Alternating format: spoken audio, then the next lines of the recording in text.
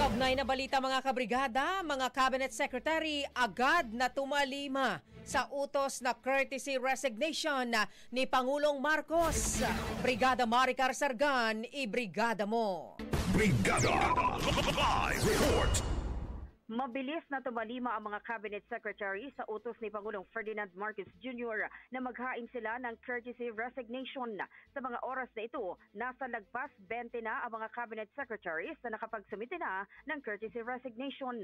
Kabilang dito sina DILG Secretary John Vic Remulla, DOTR Secretary Vince Dizon, DSWD Secretary Rex Gatchalian, MMDA Chairman Romando Artes, DBM Secretary Amena Pangandaman, DOF Secretary Ralph Recto, DOT Secretary Cristina Frasco, DMW Secretary Hans Leo Kakdak, gayon din sina DICT Secretary Henry Aguda, DOJ Secretary Jesus Crispin Remulla, TESDA Director General Jose Francisco Benitez, DOLE Secretary Bienvenido Leguesma, DA Secretary Francisco Tio Laurel Jr., PCO Secretary J. Luis, Executive Secretary Lucas Bersamin, DepDev Secretary Arsenio Balisacan, kasama rin si Special Assistant to the President for Investment and Economic Affairs Secretary Frederick Go. Nagsumite na rin ang kanyang courtesy resignation si DAR Secretary Conrado Estrella III, DOE Secretary Rafael Lotilla, DepEd Secretary Sani Angara,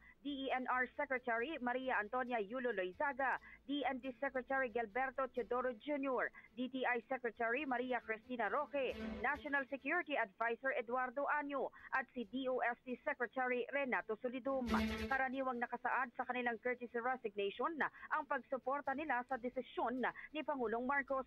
Samantala sa ngayon, tanging ang mga kalihim na lang ng Department of Health, DSUD, DFA, DPWH, gayon din ang Special Assistant to the President, Solicitor General at ang Presidential Legal Counsel ang hindi pa nakakapagsumite ng courtesy resignation.